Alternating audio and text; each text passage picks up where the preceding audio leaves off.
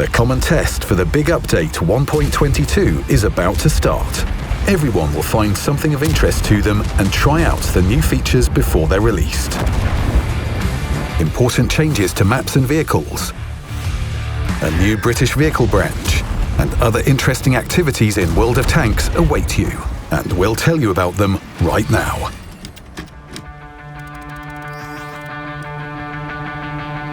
One of the most intriguing new features is the new branch of British wheeled medium tanks. And yes, they're very different from the familiar French tanks. The roots of the branch spring from the Cruiser 4 tank. The first vehicles are the AEC armoured car, a four-wheeled scout based on an artillery tractor, and the Staghound, a recon tank with the Crusader's turret. The FSV Scheme A is somewhat similar to its predecessor, but has 6 wheels and improved firepower. The Saladin at Tier 8 was produced en masse in the post-war period. It's armed with a 90mm gun and has a powerful engine. The GSAW 1006 airborne tank is heavier and armed with a serious 105mm gun. Finally, the Concept No. 5 combines the best features of its predecessors. It's relatively quick and accurate, and can become a serious threat for any opponent. Despite having wheels, the Concept branch is closer to the CS63 and the Leopard 1 in terms of gameplay. The new Brits are mobile medium tanks. They don't have 2 driving modes that you need to switch between, and they can turn on the spot like tracked vehicles. You can mount a turbocharger, which will increase their already good forward and reverse speed. Their accuracy, stabilization, and aiming time allow them to play a medium tank role, and that means supporting your heavies. At the same time, their large size and mediocre concealment mean you won't be able to dash between enemies, while their low damage per minute will force you to keep your distance. Luckily, the view range allows for this. In a close-range duel, the Concept is inferior to most tracked tanks, but it can play its main role from afar if supported by allies. The Concept is hard to stop, as it has no tracks. At the same time, it's as easy to control as a tracked medium tank, thanks to its moderate speed, ability to turn on the spot, and lack of driving modes. This branch combines the advantages of different vehicle types. It's sure to bring you a new experience and special emotions. Researching the new branch will be more enjoyable with a World of Tanks Plus subscription.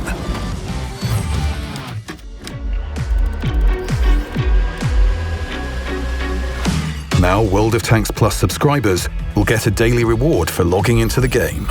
That means you'll get more bonuses for the same price. You'll also get a more substantial reward every 5th day. Even if you miss a few days, the counter toward the big reward won't reset.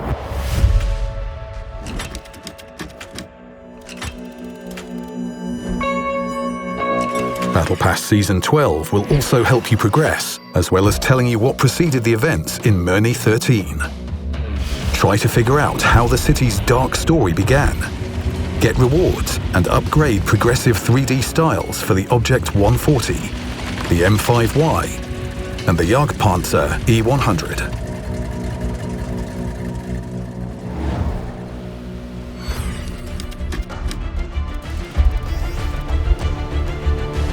Previously, the game's tutorial was monotonous and strictly practical.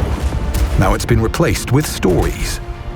These interesting single-player missions with their own plot, and of course tank battles, will help players get to know the game and learn its basics. Try stories during the test. They definitely have something to tell you. After checking out stories, jump into intense clashes in Onslaught. In the common test, you can look forward to Azure Pegasus, the first season in the yearly cycle. Now, Onslaught is a regular mode with its own progression. Azure Pegasus is the first of 3 seasons, by the end of which you'll be able to get some serious rewards, including reward vehicles with a unique style. For the first time, qualification will make an appearance. It consists of 10 battles that will define your starting rating. That rating will depend both on your performance in qualification and your rating in the previous season. Now, you won't have to start from the very bottom of the ranking ladder every time, because qualification will quickly determine your starting position. Additionally, Onslaught will bring Rebalance combat abilities as well as new maps and changes to old ones. Artillery vehicles will be disabled for Onslaught. The new season promises to be interesting.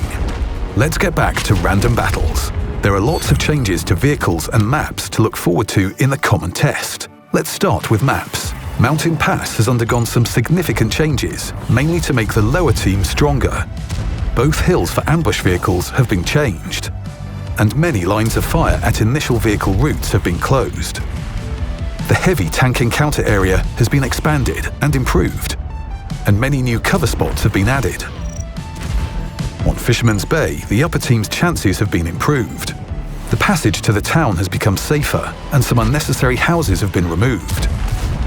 Some new bushes have been added in the central part of the map, and a new position has appeared in Sector K7. On Studzianki, the factory part of the map has been expanded. Now there's definitely enough space to put your armor to good use. The village has also become bigger. The ditch in the middle now provides tanks with better cover from fire from the depot. Oyster Bay has become more comfortable for the upper team. The direction has been changed in sectors E6 and F7. Some mountains have been enlarged to provide better protection against artillery fire. The position of some bushes and ship guns has also been fixed. On Muravanka, the balance between teams has been improved. A safe route to the forest has been added in sectors H7 to G8. Excessive foliage has been removed from certain places. The road with bushes has been moved closer to the lower team. In encounter mode, the spawn points and base have been moved. Cliff, Live Oaks, Lakeville, Ensk, and Siegfried Line have all undergone various improvements. You can learn more about all the changes on the World of Tanks portal.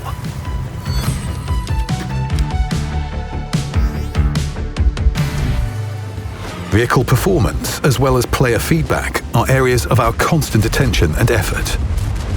Using this data, we'll introduce changes that will affect various groups of vehicles in the upcoming update. We're dedicating attention to a wider audience and implementing changes to a number of premium tanks, researchable vehicles at mid-tiers and Tier 10, and also special Tier 10 tanks. The efficiency of excessively strong vehicles will be reduced, while the characteristics of tanks with insufficient performance will be improved. These changes aim to create a more balanced, varied, and fair gaming experience. The characteristics of several premium tanks have been improved so that their owners can feel more confident in battle. The following vehicles have been improved: the T-26 E5 and its copy, the Patriot, the AMX M449, and the Liberté, the T-25 Pilot 1, the Turtle Mark 1, and all tanks based on the Centurion 1, the Primo Victoria, the STRV-81, the FV-4202, and the Centurion 51 RAAC.